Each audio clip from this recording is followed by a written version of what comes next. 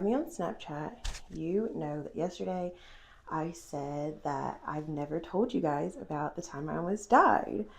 Well, I'm going to tell you about that time right now. So, story time about how I almost died in 2020.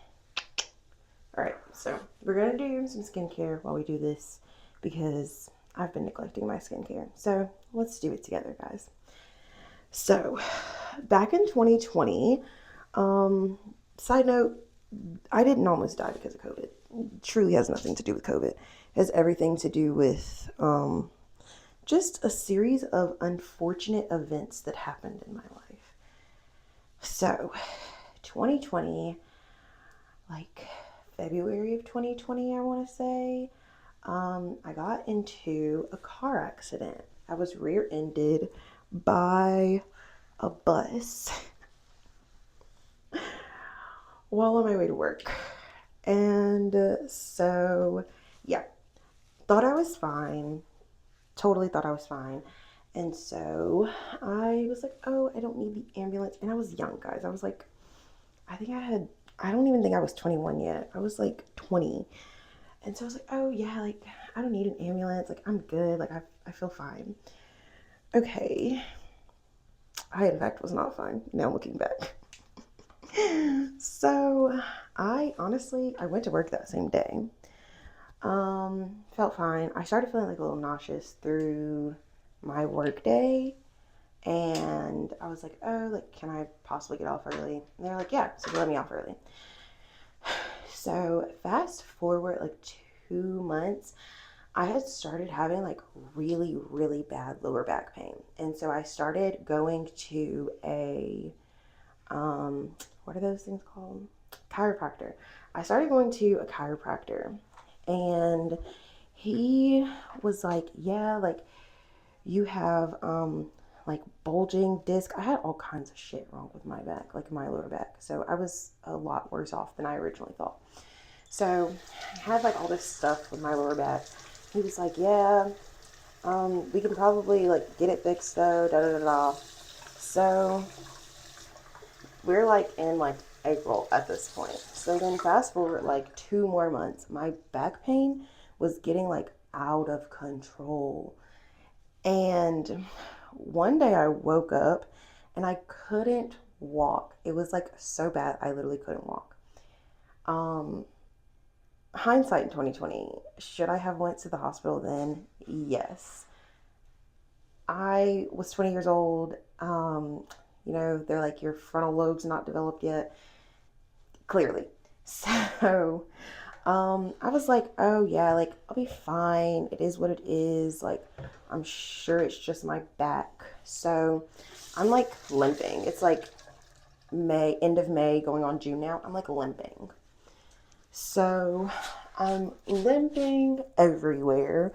My friends are like noticing it. At some point during this time, I like decided to fly back home because I was in Florida at the time.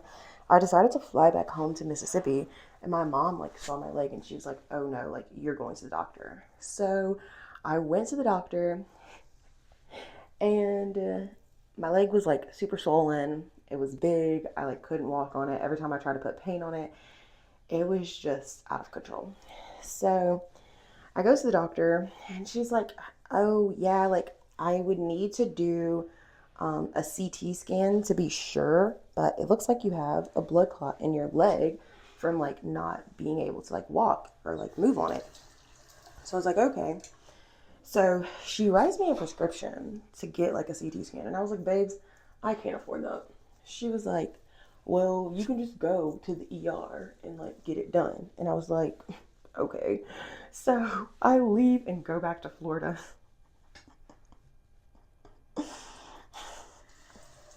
I leave and go back to Florida. And I leave the prescription. So it was a prescription. It was a written prescription to get not a CT scan, but like an ultrasound on my leg. It was a written prescription to get an ultrasound on my leg. So I left the prescription, didn't go. Continued to go to the chiropractor, and he was like, yeah, like it looks like your sciatic nerve is pressing down, and that's like why you can't walk. So I was like, okay, cool. So it's like July at this point, and I was like, fuck, like, sucks not being able to fucking walk. So, mind you, I'm like still working during all this. So, it sucks not being able to walk. So, around like end of July, beginning of August, I was like, you know what? I'm just gonna solve my own fucking problem. I'm just gonna go exercise. Like, if I exercise, maybe my leg swelling will go down, and I will, maybe my leg swelling will go down, and I will be good. Like, I'll be able to walk again. Okay, so started getting in the gym, started exercising. It's like August, going on September now. My leg starts to feel so much better, and like the swelling goes down, everything. So here's where we're getting to the good part of all this. This is where the series of unfortunate events began. So we get in, and I'm going to the gym, doing the Stairmaster, doing the little bike, doing the treadmill, and eventually my leg does go down, right? Perfect. We're great. That's all we wanted. We just wanted to have the rest of the summer so I could walk. I could walk again, fortunately. Um, Unfortunately, unbeknownst to me being able to walk again meant that the blood clot in my leg that was 1000% there for sure had moved. So, that being said, um, I feel great. I like am doing great for like probably like 4 or 5 days after my leg like swelling went down. I remember vividly going to the gym, and I had like one last good day. Like, I was hitting PRs that day. I was like doing really good with my I was like doing really good with my, what is it? I was doing super good with like my bike riding. Like, I had hit a PR that day, and like it was great. And I had even did the Stairmaster that day, and it was like amazing. I had an amazing day. Um, the next morning, we were going to a water park. A water park, which in hindsight, I probably shouldn't have been trying to go to anyway. We're gonna veil off this story for a second. But this particular water park, it was my third time trying to go to this water park. The first time, a lightning storm happened, like crazy lightning storm, tornadoes. It was insane. The second time, the brakes went out in my car while I was driving it. And then the third time this happened. So before the story even ends, needless to say, I never made it to that fucking water park. And I will never go to that water park because clearly something didn't want me to go there. So I get to my apartment, and that night I take like the hottest of hot fucking showers. I felt like a little faint, like I felt like I was gonna pass out a little bit, but I was like, ah, I should be fine. I was like, ah, I should be fine. I in fact was not fine. So get there, take a shower, hang out with my friends. And my friends, we like hung out, had a few drinks that night, whatever. And then the next morning, me and my roommate were going to go to the water park. So we get up early, get dressed for the water park. I get dressed, I take another shower, feel faint again, but I was like, oh, maybe it's just because I haven't ate. I'll eat at the water park. Da da da da. Had my bathing suit on, my favorite bathing suit, and this is important to the story too. It was my favorite bathing suit. Had my favorite bathing suit on, and I think we had to like take trash out or something. It was something that we had to do, but we had like this little cart. It was like a little black cart. You can buy them at Walmart. It's the best way to describe this is like, you know, when you see like the little homeless people with the little carts, that's the exact cart that it was. It was like one of those little carts. So we get the little cart. I take it. We're going downstairs. We have all of our stuff. we're walking downstairs. We're like talking, having a great time, just chopping it up. And all of a sudden, I start to feel like absolute shit, right? Absolute shit. So I tell my friend, we're walking past the pool at this point, and I tell my friend, I'm like, hey, like, I don't feel so well. Like, I think I'm about to pass out. And everything from here just hits the fucking fan. So she's like, okay, well, let's get you sitting down. So we walked into like the clubhouse part of like our apartment complex we were staying at. And we walk in there. We walk in there and I sit down and I proceed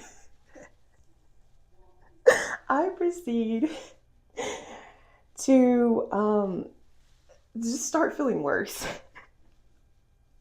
So what was happening is that I was actively dying. Um, I started, my heart rate spiked. My heart rate, I had on an Apple Watch. My heart rate was at like 150. Yeah, like I was about to be off this bitch. My heart rate was at like 150.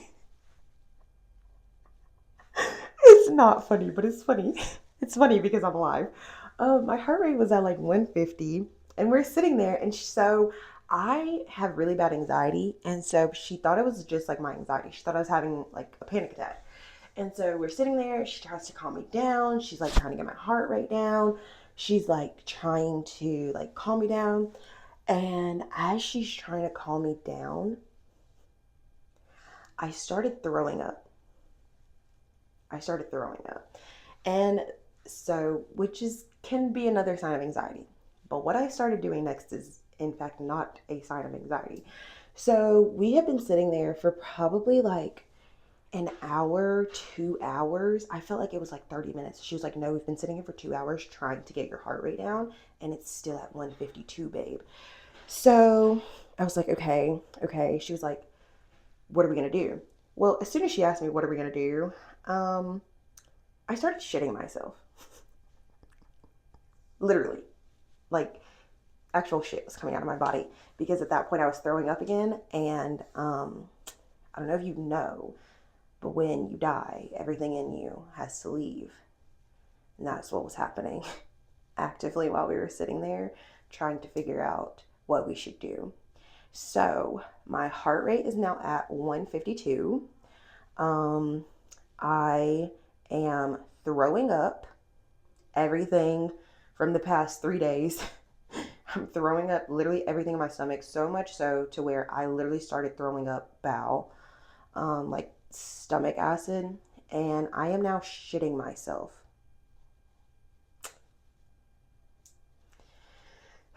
So she looks at me and goes, well, now we've been sitting here for 3 hours and you're progressively getting worse. So I'm going to call 911. And dying, as I am dying, laying there, dying, I looked this girl dead in the eyes and I said, do not call 911. I cannot afford that.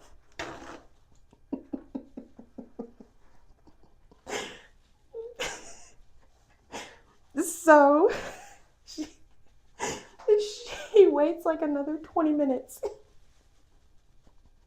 Mind you, this girl, she's a real one. Love her. She waits like another 20 minutes and I don't get better. So she gives me three choices. She said, we can go back to our apartment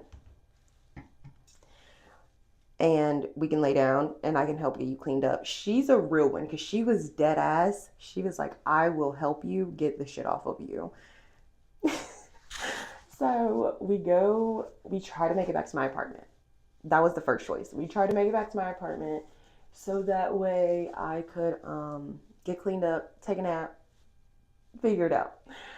That didn't work. I couldn't walk. The second I stood up, I had stopped throwing up so we could kind of talk through this at this point. I stopped throwing up. The second I stood up, my heart rate spiked again. It had went from It didn't like go all the way down, but it had at least gotten down to like probably 120. And as soon as I stood up, it spiked back up to like 150, 160 as the second I stood up. So I like had to sit back down because I was like, I'm gonna fucking pass the fuck out. So I sit back down and she's like, all right, so now you have two options. I was like, perfect. What are the two options, babe? She said, I can call your mom or I can call 911.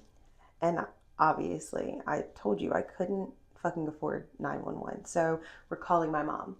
Why was this not a viable option either? Because my mother lived 8 hours away from me. Just saying. She lived 8 hours away. We don't know what she was going to do to help me, but that's what I chose. We were going all the way until we didn't have a choice but to call 911. So at this point, I'm no longer in like the little clubhouse area of the place that we lived at. I am in the, I'm like in like the little breezeway area, like past when you walking past the pool. I'm in that area and I'm like sitting on a bench. So, mind you, there's still shit on me. So, don't think that's went anywhere, guys. It's still there. So, and mind you, my friends at the time, we were very, very close. If you guys see this, shout out to you because you cleaned up my throw up and you cleaned up my shit that day. And I will never be able to repay you for that, but thank you. Shout out to you. Y'all some real ones. Um, so we sit down, we call my mom. I'm like in and out of consciousness at this point. I am in and out of consciousness at this point. And my mom goes, why didn't you call 911? Why did you call me? And my roommate goes, because she told me that she couldn't afford 911 and she told me to call you. My mom said, it sounds like she's having a heart attack. Call 911. She was like, okay. She was like, don't listen to her. Call 911. The girl's got insurance. I don't know why she's acting like this. And I did, in fact, have insurance. I was still in my mother's insurance at the time. So, so she finally calls 911. We're sitting there. 911 gets there. I don't know if the men were hot or not. I was once again in and out of consciousness. The most that I could do to help these people were stand up and get on the fucking gurney. Like I was out after that. So COVID. So she couldn't, my roommate couldn't ride in the ambulance with me. So she had to follow behind me and she didn't have a car and we didn't know where my keys were. So she's like giving me all the stuff that I need, which really wasn't anything. They had like, mind you, okay, let me explain to you how long I was actually sitting there. Because I'm like telling you it had been hours. We had enough time for, I was like, she was like, maybe you just need to eat. We had enough time for them to order me Panera bread and have it delivered. And I was still sitting there. I was still sitting there saying, I don't want to go to the hospital. It's expensive. I don't want to take an ambulance. It's expensive. Yeah, we had enough time for them to order Panera bread and I was still fucking sitting there. Love that for me. Um, so yeah, we had been there for a little minute. So we're sitting there and the ambulance finally comes and they're like, hey, like, what's wrong? Like, are you okay? And I was like, oh, yeah, like, my heart rate's been spiking and, like, da da da da. Mind you, I'm, like, in and out of consciousness. So, what the fuck I'm saying to these people isn't making no sense. My friend's like, take her to the hospital. She's been fucking shitting herself and throwing up. And I don't know what's wrong with her. Her heart rate's been spiking. It's at, like, it was at, like, it goes to, like, 150 every time she stands up, 160. So, like, perfect. We're gonna take her to the hospital to get her checked out. They put me in the back of the ambulance and I come to a little bit. I come to a little bit because at that point I was getting fluids because if you remember, I had literally thrown up every little piece of fluid in my body that I had. So I had literally exited everything. Like, your girl was dehydrated. So they gave me an IV. They were giving me fluids, and the guy in there, he was like, "Oh yeah, like you seem perfectly fine now. Like your heart rate's not even up," because I was laying down. Your heart rate's not even up. Like you probably were just dehydrated. And I was like, "Oh, perfect." He was like, "Yeah, but we're still gonna get them to check you out." So we pull up to this. We pull up to this little. It was a brand new hospital. Like so brand new that they hadn't even actually built the hospital part yet. So it was just an emergency room at this time. So we pull up to this emergency room essentially, and I get in there. They're like, "Oh yeah, like you're good to go. Like we're just gonna discharge you. It seems like you were just really dehydrated." And so I was like, "Oh, okay." So the sweet nurse came in and she was like, "Hey, like, do you want me to like help you? She was like, "Hey, like, do you want me to help you put your clothes on? Like, do you want to keep your bathing suit and just wash it?" I was like, "No, we're just gonna throw my bathing suit away. Even though this is my favorite bathing suit, we're gonna throw it away because I'm not washing shit out of my bathing suit, babe." So she was like, "Okay, well, like, let me know, like, you need help changing or whatever." So by that time, my friend had came. It had been like I had been in the hospital for like an hour, and they had been monitoring my heart rate, and I was fine. I wasn't throwing up anymore. I wasn't shitting. So my friend had came. They were getting ready to discharge me, and my friend had bought me some extra clothes, and I was getting ready to change, and I stood up, and the second I stood up out of the bed, my heart rate went from a resting heart rate of about 98, which is still on the higher side. It's not horrible, but it is still on the higher side to have a resting heart rate. And it went from 98, because it had gotten down after they gave me fluids and everything, to 160 as soon as I stood up. When I tell you, I have never seen someone run into a patient room so fast. That nurse was there in literally the blink of an eye, and she looked me dead in the face and said, "What are you doing?" And I said, "Putting my clothes on." She said, "Not anymore. Lay back down." She's like, "There's something wrong with you." And I was like, "Okay." So I laid back down, and I was like, "I can't put my clothes on." She was like, "No." She's like, "I'm going to get the doctor. I'm like, you can't leave." She was like, "You can't leave if you're standing up and your heart rate's jumping to 160, from 98 to 160.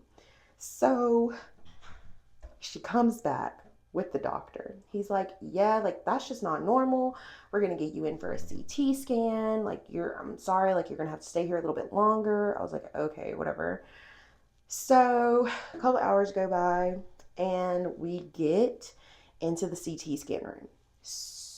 So not a fun room. So if you've never had a CT scan, they give you a little IV, stick an IV in you, and then there's this, they put contrast in you. So it's like this medicine that basically, like, it's not medicine, it's like this drug that essentially like lights up the inside of your body so they can actually see exactly what's going on. It, when they inject you with this medicine though, or like this drug or whatever it's called, I'm not clinical, so I don't know if it's a drug or like what. When they inject you with whatever it is, they tell you to hold your breath, and they tell you that you are going to feel hot. You do in fact feel hot. It's only for a second, but it's real hot, and you got to hold your breath while you're doing it. So you like hold your breath, it's like, and then you wait for them until you can breathe again. You breathe, and literally like it's like a heating sensation that just kind of vibrates through your body. It sounds relaxing. It's not. It's weird. It's a weird feeling. So get the CT scan. Go back to the room, and I'm like, ugh, like I wish I could go.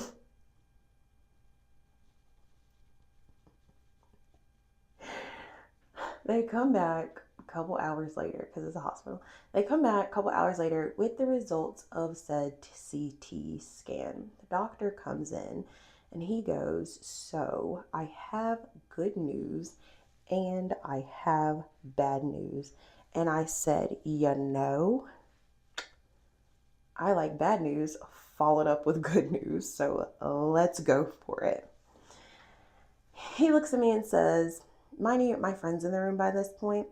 He looks at me and says, so the reason that your heart rate keeps spiking is because you have blood clots in your lungs. Both of them. And I said, oh, okay. And he said, that's the bad news. The good news is you're in the hospital. And I said, oh, okay. He said, I don't think you know what this means. And I said, well, I'm in the hospital, aren't I? You're going to take care of whatever's wrong with me, right? He said, I don't think you understand that you could literally die. And I said, I'm in the hospital, aren't I? Because listen, at this point, you're telling me I could die and there's nothing that I can do about it? Be serious. I need everybody to be serious right now. There is nothing that I could have did in this situation that would have changed anything. Months before, yes, there were plenty of things that I could have did to change this situation, but now we're here. I couldn't change anything that was happening in that hospital at that moment. So I literally go, but I'm in the hospital, aren't I? And then I laughed. He was like, this man, this poor doctor, he was literally trying to get through to me. And I was just like, I'm in the hospital, aren't I? Like, come on, be serious.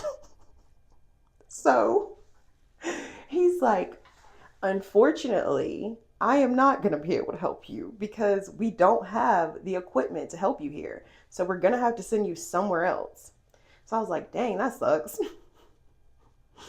He's like, he was like, I think that like I need to explain this better to you. And I was like, give it a shot. He was like, so what you have is called a pulmonary embolism. He was like, if you throw one of those clots, you will have a heart attack and die. Like, you will die. Like, if you throw one of them, you're gonna die.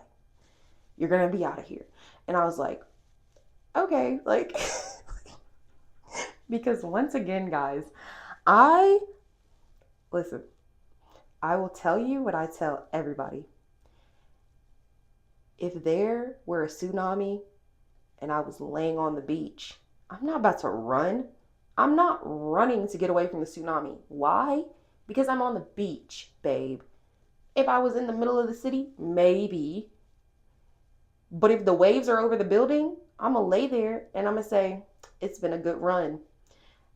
And I'm going to die peacefully, okay? Like, be serious. There's no point in stressing out when you finna die. Like, you going to stress out your last few moments? That's my TED talk.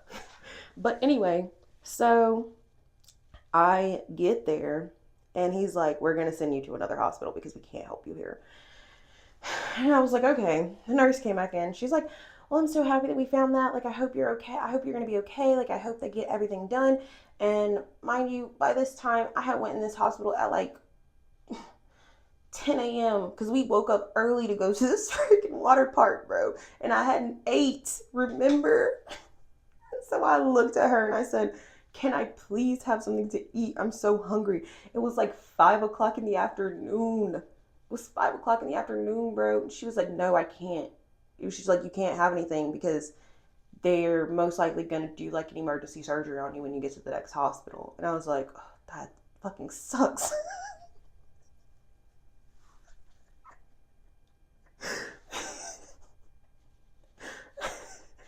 The way that I care about other people's safety more than I care about my own is crazy.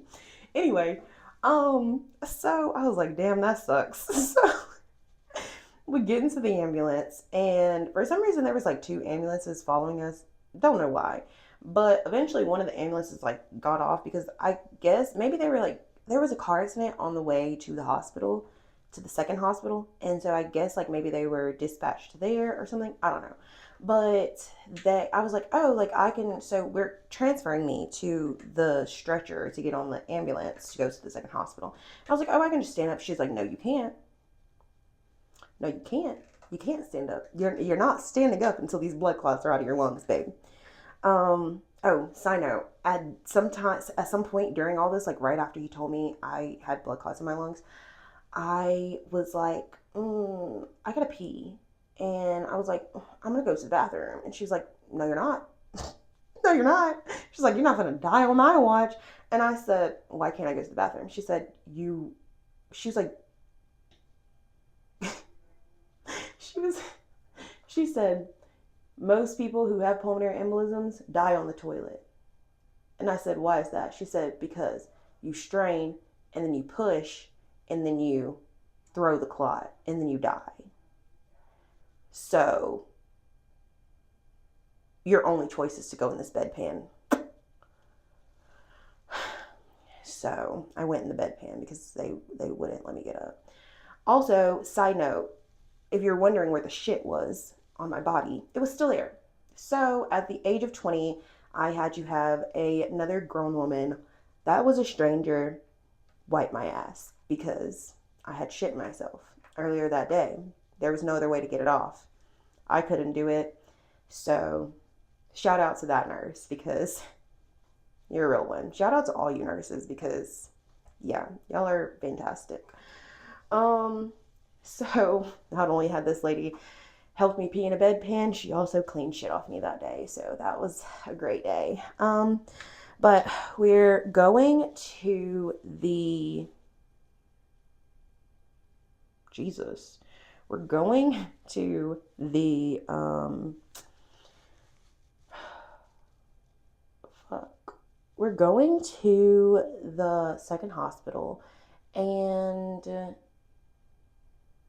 they put me on the stretcher because I couldn't get up. They put me on the stretcher and it was a big ass hospital, so I really didn't know where I was at.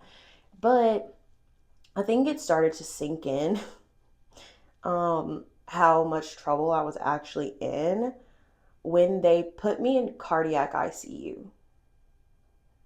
Yeah, that was about the time reality started to sink in. So, yeah. They put me in a room in cardiac ICU and they were like I was like, "Can my friends come up?" And they were like, "Yeah, but just one of them." And I was like, "Okay, why?" And she was like, "Well, we do allow more than one visitor if the person is about to pass away." And I was like, "Well, just give me the one friend then, babe." So, my roommate came up. She brought me my clothes there. She had brought me like my insurance cards and like all the stuff that you need when you're in the hospital. So she brought all that and she was just like sitting there. She was like, "Oh my God, like, are you okay?" She was like, "You're like so calm, but like, are you like actually good?" And I was like, "No." Because I think it had like just started to fucking hit me that I was literally about to die. Like I knew it before, but I was like, damn, like not cardiac ICU. Um, Mind you, I want to say I was like the youngest patient in there. Like everybody else in there was like older. So yeah. Um, so she's like, "Do you want to talk about it?" And I was like, "Fuck no." I was like, "I want to get out of this hospital." So the doctor comes in. He's like, "Hey, like we're not gonna do emergency surgery on you tonight." He was like, well, "You are gonna have a procedure tomorrow, maybe possibly like tomorrow afternoon." He was like, "But you're definitely having a procedure tomorrow, but like for tonight, you're good." Mind you, it had been 12 hours, and I had not ate yet. It was 11 o'clock at night by the time he told me this. Dinner at the hospital had already been served. It was already served. Dinner had already been served. It was 11 o'clock at night, and they brought me a sandwich and said, "This is all we got." And I said, "Damn." So my friend went and got me some food, which wasn't really food. It was the food that we had ordered way earlier in the day. My go-to Panera Bread order is a grilled cheese with tomato soup because that's my favorite thing in the world to eat. And so I had that and the sandwich that the hospital gave me and like some water. So my roommate calls my mom back, and my she like updates my mom because like I wasn't taking this seriously enough for my mom apparently. But she like updates my mom. My mom's like, okay, like just keep us updated, da da da da. So, um, they lived 8 hours away. My sister was like, oh my gosh, like, are you okay? And I was like, yeah, like I'm fine, like whatever, like having surgery tomorrow. It is what it is, bro. So, unbeknownst to me, my mom had talked to my sister, and my sister was like in the process of driving to Florida. So, like, I didn't even know she was like coming to like Florida because once again, I lived 8 hours away. Like, I didn't expect them to come. So, she was like driving to Florida through the night. It's an 8 hour drive. I want to say this girl made it there in like 6 and a half. She was flying. So, I get up the next morning and I had to sign paperwork. And this was the point at which I started crying. So they started telling me I was already on a heparin drip, which, if you don't know what heparin is, it's like a blood thinner. But I was on a heparin drip, and um, by this point, I had to start signing some consent papers. So I had to consent to treatment. I had to consent to the procedure. I had to agree not to fucking sue the doctor in the event that I died, which I don't know how the fuck I was gonna sue him if I was fucking dead. I don't know. But you have to sign all this shit. So, signed it all. Right before I signed the one saying that I'm okay with this treatment, they explained the treatment. And part of it is that you, like, I think it was like brain bleeding. Like, if you don't consent to this treatment, you have a higher chance of, or like, this treatment may cause brain bleeding because they're inserting procedure. Let's go there. The procedure that they were doing on me was, I don't exactly remember what it was called, but that area right in between like your thigh and your stomach and your private parts, that's called a groin. So that area, they were going to shove some catheters up there. Those catheters were going to then be routed into both of my lungs to drip heparin directly onto the blood clots that were in my lungs. So yeah. Um that comes with like a risk of like internal bleeding, I want to say. Um so you have to sign a consent saying that you are aware of the dangers. And if you were to not agree to that treatment, then the next treatment would be to drip heparin all over your body, which was already happening, but they would have did a higher dosage of heparin all over me. Like, it would have been an IV of heparin, and it would have, the dosage would have went up. So that higher dosage of heparin dripping into you can cause brain bleeding. And that was the point at which I was scared shitless and I realized just how close to death I was. So it was that moment that I called my mother and started bawling like a fucking baby. So I was like, they're saying my brain's gonna bleed and I don't wanna die. Mind you, like 12 hours before this, I was like, it is what it is, big dog. But I think it was because I had actually came to and I was kind of like, oh, like, it would be terrifying to die from a brain bleed when you told me I was just gonna die from throwing a clot. I don't think that was as scary. So I was like crying, and my mom's like, well, we were trying to surprise you, but like your sister has been driving like all night. She should almost be there. And she was like, I'm gonna call her and see how far away she is. So she called my sister. My sister was literally like 30 minutes away. So my sister came like right before I was being willed away for the freaking procedure.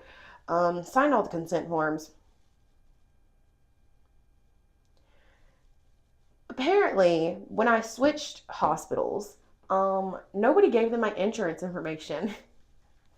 So right before I'm being wheeled into this procedure, because it wasn't a surgery, it was a procedure. Um, right before I'm being wheeled into this procedure, um, I am greeted by this lady who is from the financial department. And she very kindly says, "Hey, do you have insurance?" And I said, "Yeah."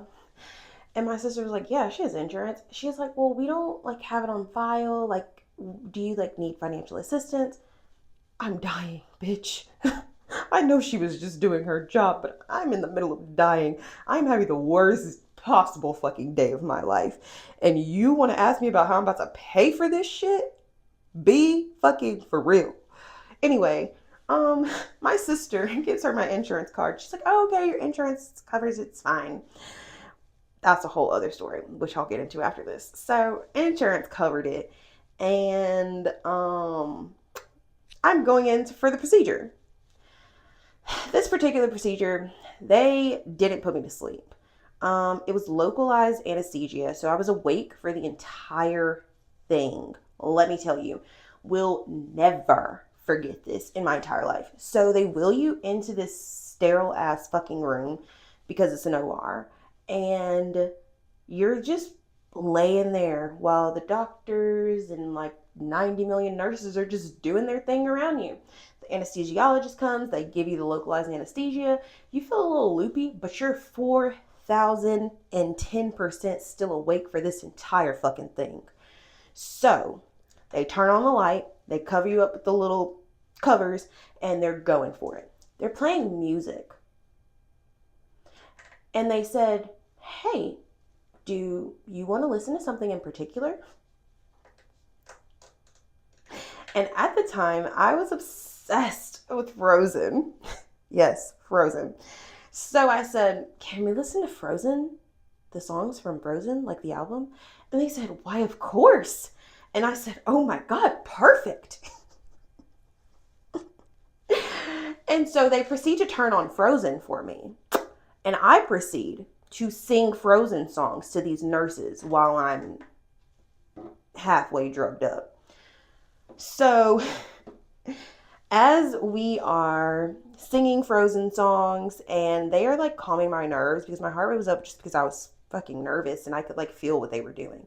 It didn't hurt, but I could feel it. Like I could feel every single thing that was happening. I could feel them putting pressure. I could feel them inserting things. I could feel them taking out things. I could feel everything. Wide awake, could feel all of it. And so they're like, "Oh my God, you have such a beautiful singing voice." As I'm singing, "Do you want to build a snowman?" to these grown adults. So then, um, I think it took like maybe an hour. It wasn't long, but we listened to a couple songs, had a little karaoke session in there with them in the OR. It was great. There was a nurse there who was specifically there to literally just rub my head and keep me calm. Um, and then after this procedure was what I would probably describe as one of the hardest things that I've ever done in life. And that was lie flat for 12 hours. Sounds easy, but it in fact is not. So, whenever they insert these catheters into your groin, if you bend them in any way, shape, or form, um, it'll mess them up. Like they won't be able to do like their job or whatever. So you have to lie flat on your back for 12 hours. Was the longest fucking 12 hours I have ever experienced in my entire fucking life. All right, we're back. So, um, lying flat for 12 hours. I had to lie flat on my back. It doesn't sound like it's hard, but it's fucking miserable. Laid there, they made sure the heparin drips were good. Oh my God, I didn't even tell you guys before this surgery. So before the surgery, they had to insert something called an arterial IV. Everyone misses on me the first time. It's a thing. I don't know. Like literally Side note, just gave blood. I don't know if you can see that. Gave blood because I had to go to the doctor, my blood doctor, for this particular issue. And everyone misses the first fucking time, and I always end up with fucking bruises. Arterial IV. If you've never had one, oh, only the bravest soldiers make it through that one, baby. I don't know if you can see this, but I feel like you can very so see my veins right there. She missed and blood squirted everywhere. It's probably one of the worst things I've ever seen in my entire life. And then she goes, well, I think I just went past it. Can I try again? I said, go for it. So she proceeds to insert it again, and it's just as painful the second time as it was the first time. I don't know what I was expecting. But anyway, they got it in. There was, in fact, blood all over me and the nurse and the floor, but she did get it in. So, yeah. But back after surgery now. I was lying flat, and it was miserable. But after I got finished lying flat, they were able to transfer me into a step down room. And so I stayed there for, I want to say like maybe 3 days, maybe 4. I can't exactly remember. But I stayed there. My friends came and visited me. I could have more visitors then. They sat there and entertained me because I couldn't do shit. And then I got to go back home. So my best friend came and picked me up from the hospital, and we went back home. He helped me get into my apartment. It was amazing. So that's pretty much the story of how I almost died in 2020. While I was going through all of that, I was also in school at the same time. So the summer that I couldn't walk was that first summer of school. I had started school that summer at my university. Let me tell you, I didn't know that a GPA could get so low. I think I had a 0.5. I'm not even gonna lie. The second semester was my second semester, which was the fall semester of that year, was when I had actually went into the hospital. So, and I'll try to insert pictures of me at the hospital. So that was the second semester for me. And then the third semester, I don't know, that year, those 3 quarters, I felt like the weapons being formed against me were prospering a little bit, I'm not gonna lie. So right after that happened, my family members started dying because of COVID. Yeah, so that happened. And then after that, I was like, yeah, fucking done. I can't do this shit no more. And so I did, in fact, drop out that 4th semester. 5 classes left, raised my GPA, but will I go back? I don't know. You gotta stay tuned for that one. So that was fun. But till next time, until I give you more crazy stories of me doing dumb things and saying it's gonna be okay. Peace. Have a good day, and listen to your fucking doctors. Bye.